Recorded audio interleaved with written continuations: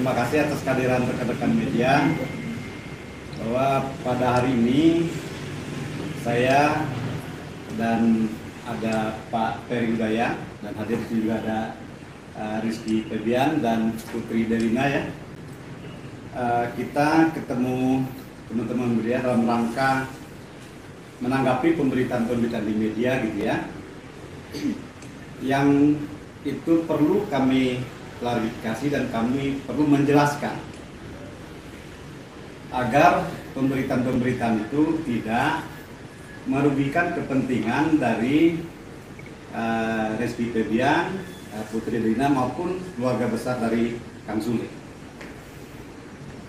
Nah, jadi ini perlu karena Rizky, Putri, dan Kang Sule ada public figure yang tentunya harus dilindungi kepentingannya, dan jangan sampai pemberitaan-pemberitaan di media itu bisa merusak dan merugikan citra dan reputasi dari Kang Sule, Rizky maupun Putri Delina. Jadi perlu kami sampaikan bahwa 2 hari yang lalu, yaitu 3 hari yang lalu ya, hari Rabu tanggal 16 Desember 2020 itu telah diadakan pertemuan antara Rizky, Putri Delina yang kami dampingi selaku kuasanya dengan pengacaranya Teddy Pardian. Nah, kami hadir dalam pertemuan itu dalam rangka adanya undangan yang di media itu disebut panggilan. Mungkin itu tidak pas ya, kalau umpamanya panggilan itu mungkin dari pihak kepolisian atau pihak pengadilan, tapi kalau sesama advokat itu disebutnya undangan.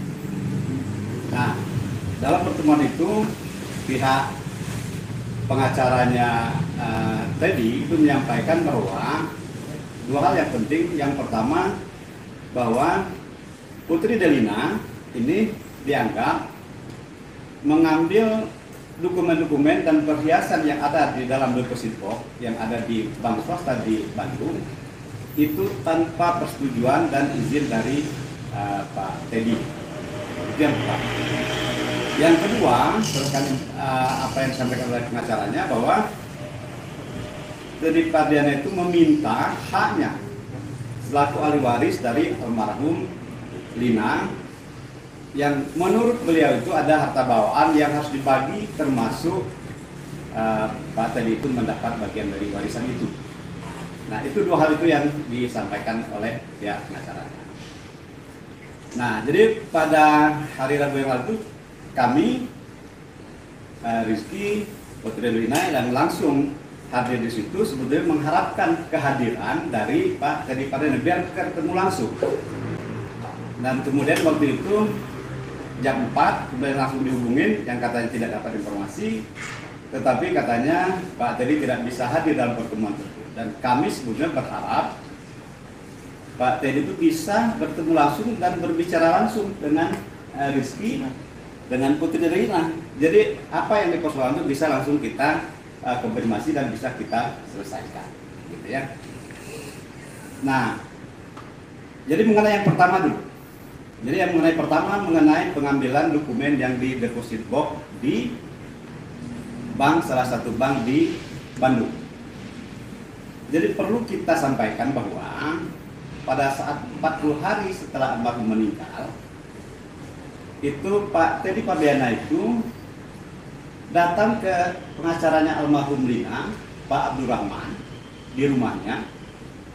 Dan kemudian bersama-sama dengan Putri Delina waktu itu, yang dihadiri juga ada Pak Ecet, yang pada itu Pak Teddy menyerahkan seluruh dokumen-dokumen mengenai aset-aset almarhum, termasuk perhiasan-perhiasan. Dan waktu itu Pak Teddy berdasarkan informasi Putri dan Pak Ecet bahwa menyampaikan bahwa ini adalah harta almarhum yang beliau katanya tidak mempunyai hak atas harta tersebut, sehingga dokumen itu diserahkanlah kepada Putri Delina yang menurut beliau Pak Teddy waktu itu silakan mau disimpan di mana, apa mau simpan di tabung atau simpan di mana. Tetapi kemudian ternyata sudah disiapkan deposit box ya di salah satu bank di Bandung. Kemudian dokumen-dokumen itu disimpan berikutnya itu di deposit box di bank di Bandung. Nah, berkaitan dengan hal itu sebetulnya pada saat pertemuan di rumah Pak Rudman itu Pak Teddy juga sudah memberikan surat kuasa tertulis sebetulnya kepada Putri Delina untuk menyimpan dan mengambil kalau mau diambil di barang-barang yang ada di deposit box. Nah, jadi kalau umpamanya kita Putri Delina dianggap sebagai orang yang mengambil tanpa izin, nah ini yang Putri Delina merasa keberatan gitu ya.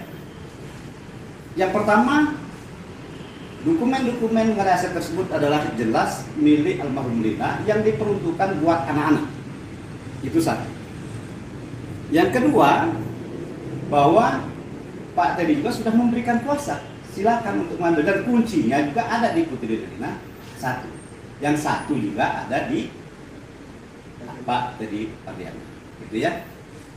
Nah, perlu juga disampaikan barangkali bahwa sebelum Putri Delina juga mengambil dokumen, Pak Teddy juga sempat juga datang ke sana dan mengambil mungkin bisa jadi ataupun apapun di sana ya. Dan kita juga tidak tahu apakah ada barang-barang diambil atau tidak. Nah, yang jelas Pak Teddy juga sudah pernah lebih dulu datang ke bank, ke deposit box itu untuk melihat dan membuka deposit box itu.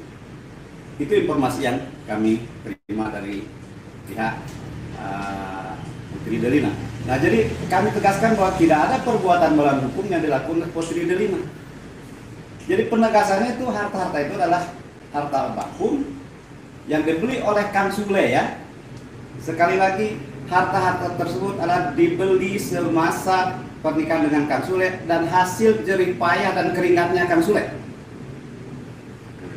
yang diperuntukkan buat anak-anak. Bukan sama sekali harta yang diperoleh sama pernikahan dari Pak Teddy dengan almarhum Li. Ini harus kita tegaskan ya, biar nanti nggak keliru. Nah, biar masyarakat juga bisa memahami dan bisa menilai gitu. Apakah salah tindakan Putri Delina mengamankan hak dari harta-harta yang memang diperuntukkan buat anak-anak, kan begitu ya. Nah, jadi itu yang pertama. Barangkali Putri mau menambahkan lagi mengenai yang deposit box, silakan. Iki ya. Ya, jadi sebelumnya juga aku masalah kenapa Putri akhirnya kita kemarin datang untuk menemui pihak dari Pak Teddy kan kemarin, dan yang sangat disayangkan kan Pak Teddy-nya tidak hadir. Sedangkan di media kan beda kan ceritanya, bahwa Pak Teddy kan sudah memanggil berapa kali, terus juga sudah pengen ketemu katanya berapa kali.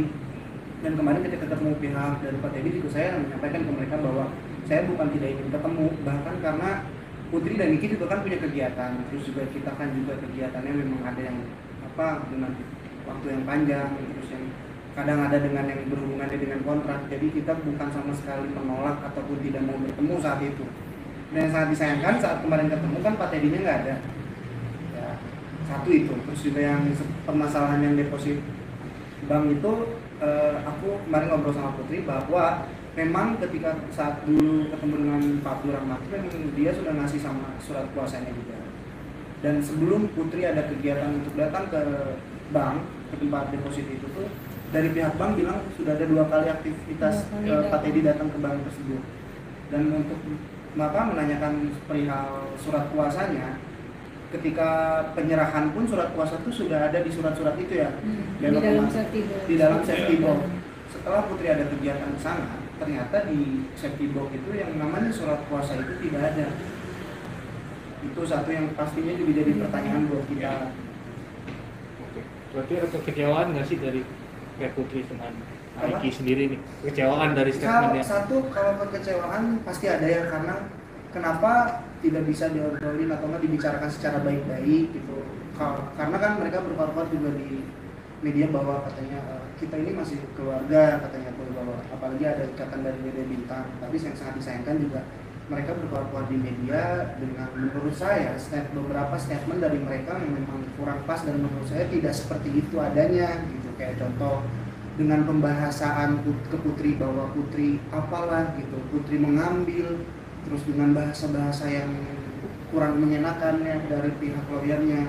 Jadi menurut saya amat sangat disayangkan, apalagi ada bahasa kemarin dari pihak mereka bahwa katanya Kang Sule seharusnya tidak ada urusan lagi karena dia sudah ex, jadi nggak perlu harus ikut campur. Sekarang secara logika Putri kan anaknya, sekarang seorang ayah kalau misalkan melihat anaknya diapa-apain, apalagi seorang perempuan, ya pasti marah, ya pasti melakukan maksudnya apa kewajiban untuk menjaga putrinya gitu maksudnya. Sedangkan yang diserang kan putri gitu, kasihan. Sampai kemarin kita ketemu dengan pihak mereka aja, putri itu dalam kondisi sakit ini aja masih dalam masa penyembuhan putri kan maksudnya. Jadi amat sangat disayangkan saja gitu dengan media-media dari pihak mereka yang bilang ke para media seperti itu gitu. Terus juga dari pihak mereka yang sangat disayangkan bilang bahwa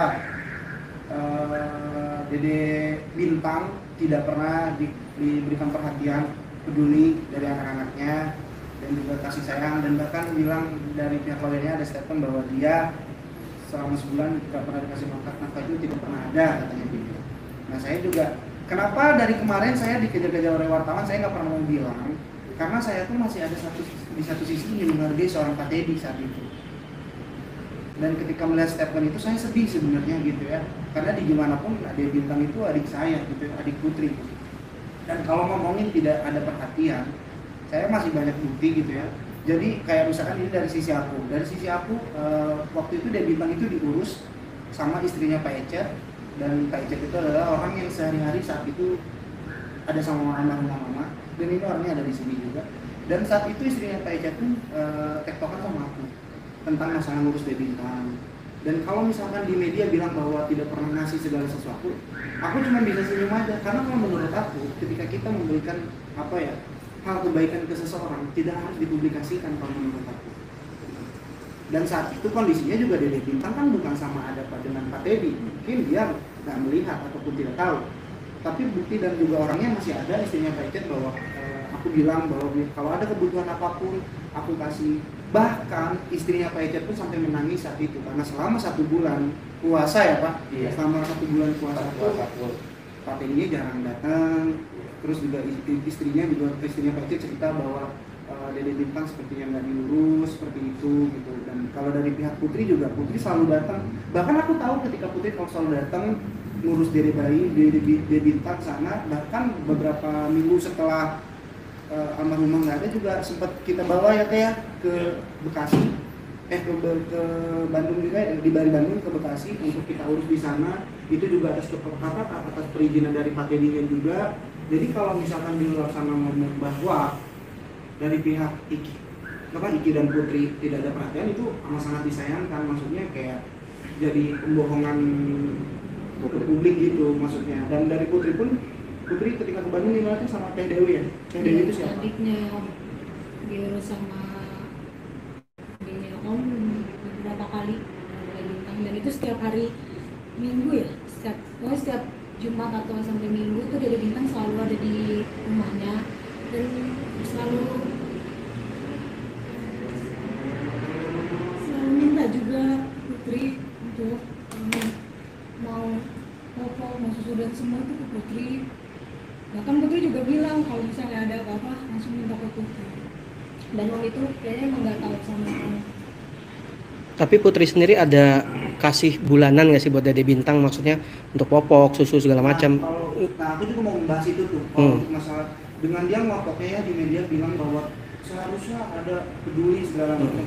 Seharusnya dia bersyukur dengan kondisi saat ini gitu ya, adiknya dan kakaknya masih tetap peduli dan masih setidaknya itu ketika ada keperluan dari yang ngurusnya Dede Bintang itu kita tetap kasih gitu, tanpa harus kita bilang sama mereka. Tapi seharusnya yang harus disadari adalah dia kan seorang bapak ya, dan dia bapaknya, seharusnya dia yang bisa bertanggung jawab menafkahi anaknya. Dan ini jadi terkesan kayak mengemis-ngemis dan bahkan kita tahu yang sebenarnya seperti apa itu.